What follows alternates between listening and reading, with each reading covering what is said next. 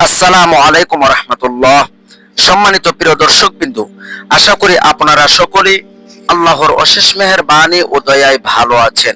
সম্মানিত প্রিয় দর্শক বিন্দু, হযরত ইউসুফ আলাইহিস সালামের জীবনীর প্রথম পাঠ হতে এবার দ্বিতীয় পাঠে আমরা জানব হযরত ইউসুফ আলাইহিস সালামের কাহিনীর সারসংক্ষেপ বা ভূমিকা। একটি স্বপ্ন দিয়ে শুরু হয়েছে এবং তার সমাপ্তি ঘটেছে উক্ত স্বপ্নের সফলতা বাস্তবায়নের মাধ্যমে। কাহিনীটি শৈশবে দেখা ইউসুফ আলাইহিস সালামের একটি স্বপ্ন দিয়ে শুরু হয়েছে এবং তার সমাপ্তি ঘটেছে উক্ত স্বপ্নের সফল বাস্তবায়নের মাধ্যমে। মাঝখানে 22 থেকে 23 বছর, মতান্তরে 40 বছর অনেকগুলি বিয়োগান্তর ও চমকপ্রদ ঘটনায় পূর্ণ। কাহিনী অনুযায়ী হযরত ইউসুফ আলাইহিস সালাম শৈশবকালে স্বপ্ন দেখেন যে 11টি নক্ষত্র এবং সূর্য ও চন্দ্র তাকে সেজদা করছে। তিনি এই স্বপ্ন পিতা হযরত ইয়াকুব আলাইহিস সালামের কাছে বললেন। তিনি তাকে সেটা গোপন রাখতে বললেন, কিন্তু তা পাশ হয়ে যায়। ফলে এটা তার সুন্দর ভবিষ্যতের হাতছানি ভেবে সৎ ভাইয়েরা হিংসায় জ্বলে ওঠে এবং তারা তাকে দুনিয়া থেকে সরিয়ে দেওয়ার চক্রান্ত করে। অতঃপর তারা তাকে জঙ্গলের একটি পরিত্যক্ত অন্ধকূপে নিক্ষেপ করে। 3 দিন পরে পথ হারা ব্যবসায়ী কাফেলার নিক্ষিপ্ত বালতিতে করে তিনি উপরে উঠে আসেন। পরে ওই ব্যবসায়ীরা তাকে মিশরের রাজধানীতে বিক্রি করে দেয়। ভাগ্যক্রমে মিশরের অর্থ ও রাজস্ব মন্ত্রী কিতফির তাকে বাড়িতে নিয়ে যান কৃতদাস হিসেবে। কয়েক বছরের মধ্যে যৌবনে পদার্পণকারী আনন্দ সুন্দর ইউসুফের প্রতি মন্ত্রীর নিঃসন্তান স্ত্রী জুলাইখার আসক্তি জন্মে। ফলে শুরু হয় ইউসুফ আলাইহিস সালামের জীবনের আরেক পরীক্ষা। একদিন জুলাইখা ইউসুফকে তার ঘরে ডেকে নিয়ে কুপ্রস্তাব দেয়। তাতে ইউসুফ আলাইহিস সালাম সম্মত না হয়ে বেরিয়ে আসতে চাইলে পিছন থেকে জুলাইখা তার জামা টেনে ধরলে তা ছিঁড়ে যায়। দরজা খুলে বেরিয়ে আসতেছে দুইজন ধরা পড়ে যায় বাড়ির মালিক কিতফিরের কাছে। পরে জুলাইখার সাজানো কথা মতে নির্দোষ ইউসুফের জেল হয়। জুলাইখা ছিলেন তৎকালীন বাদশার স্ত্রী। আনুমানিক 7 বছর জেল খাটার পর বাদশাহর এক স্বপ্নের ব্যাখ্যা দানের পুরস্কার স্বরূপ তার মুক্তি হয়। পরে তিনি বাদশাহর অর্থ ও রাজস্ব মন্ত্রী নিযুক্ত হন এবং বাদশাহর অনুকূল্য তিনি হন সমগ্র মিশরের একচ্ছ শাসক। ইতিমধ্যে কিতফিরের মৃত্যু হলে বাদশাহর উদ্যোগে বিধবা জুলাইখার সাথে তার বিবাহ হয়। বাদশাহর দেখা স্বপ্ন মোতাবেক মিশরে প্রথম 7 বছর ভালো ফসল হয় এবং পরের 7 বছর ব্যাপক দুর্ভিক্ষ দেখা দেয়। দুর্ভিক্ষের সময় সুদূর কেনান থেকে তার বিমাতা 10 ভাই তার নিকটে খাদ্য সাহায্য নিতে এলে তিনি তাদের চিনতে পারেন, কিন্তু নিজ পরিচয় গোপন রাখেন।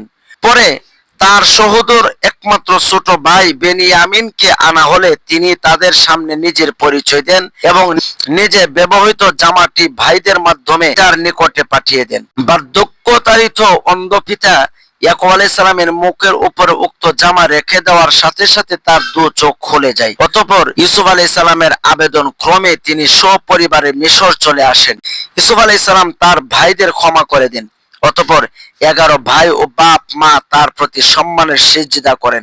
এভাবে শৈশবে দেখা ইউসুফ আলাইহিস সালামের স্বপ্ন সার্থক রূপ পায়। অবশ্য ইসলামী শরিয়াতে কারো প্রতি সম্মানের সিজদা নিষিদ্ধ, একবারই হারাম। সংক্ষেপে এটাই হলো ইউসুফ আলাইহিস সালাম ও ইয়াকুব আলাইহিস সালামের পরিবারের ফিলিস্তিন হতে মিশরে হিজরতের কারণ ও প্রেক্ষাপট। যে বিষয়ে ইহুদিরা রাসূল সাল্লাল্লাহু আলাইহি ওয়াসাল্লামকে প্রশ্ন করেছিলেন মূলত তাকে ঠকাবার জন্য। সূরা ইউসুফ মক্কায় নাজিল হওয়ার কারণ হলো মক্কায় তৎকালীন যুগে কোনো ইহুদি নাসারা বাস করত না। ইউসুফ আলাইহিস সালাম ও ইয়াকুব আলাইহিস সালামের পরিবারের ঘটনা মক্কায় প্রসিদ্ধ ছিল না এবং মক্কার কেউ এ বিষয়ে অবগত ছিল না। তাহলে এই সূরা কেন মক্কায় নাজিল হলো? এর জবাব এই যে রাসূলুল্লাহ সাল্লাল্লাহু আলাইহি ওয়াসাল্লামের আবির্ভাবের সংবাদ মদিনায় পৌঁছে গেলে সেখানকার ইহুদি নাসারা নেতৃবৃন্দ তাওরাত ইনজিলের ভবিষ্যৎবাণী অনুযায়ী তাকে ঠিকই চিনে ফেলে, কিন্তু অহংকার বশে মানতে অস্বীকার করে এবং তার বিরুদ্ধে ষড়যন্ত্র ও চক্রান্তর জাল বুনতে শুরু করে। সে মোতাবেক শেষ নবী সাল্লাল্লাহু আলাইহি ওয়াসাল্লাম যাতে মদিনায় হিজরত করতে না পারেন এবং মক্কাতে তাকে শেষ করে ফেলা যায়, সেই কপট উদ্দেশ্য নিয়ে তাদের একদল দুরন্তর লোক মক্কায় প্রেরিত হন।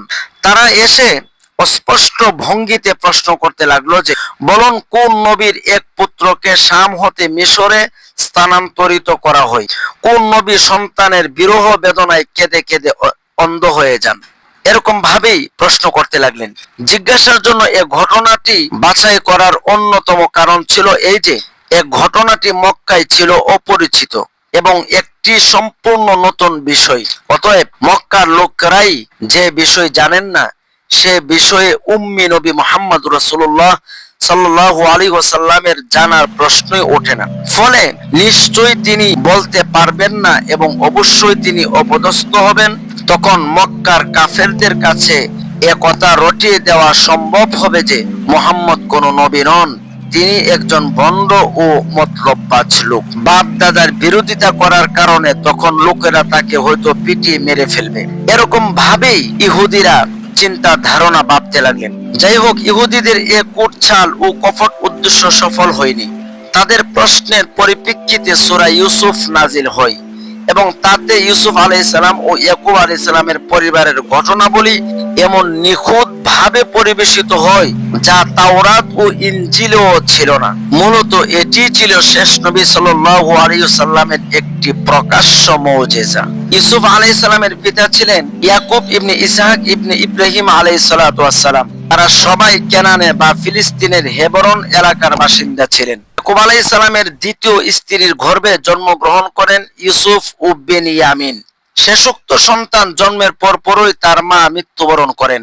পরে ইয়াকুব আলাইহিস সালাম তার স্ত্রী অপর এক বোন লায়লাকে বিবাহ করেন। ইউসুফ আলাইহিস সালামের সাথে মিশরের পূর্ণ মিলনের সময় ইনি মা হিসাবে সেখানে পিতার সাথে উপস্থিত ছিলেন। হযরত ইয়াকুব আলাইহিস সালাম মিশরের পুত্র ইউসুফের সাথে 17 বছর মতান্তরে 20 বছরের অধিক কাল অতিবাহিত করেন। অতঃপর 147 বছর বয়সে সেখানে ইন্তিকাল করেন। মৃত্যুকালে ওসিয়ত করে যান যেন তাকে বাইতুল মুকদ্দাসের নিকটবর্তী হেবরন মহল্লায় পিতা ইসহাক ও দাদা ইব্রাহিম আলাইহিস সালামের পাশে সমাহিত করা হয় এবং তিনি সেখানেই সমাধিস্থ হন, যা এখন খলিল মহল্লা বলে খ্যাত।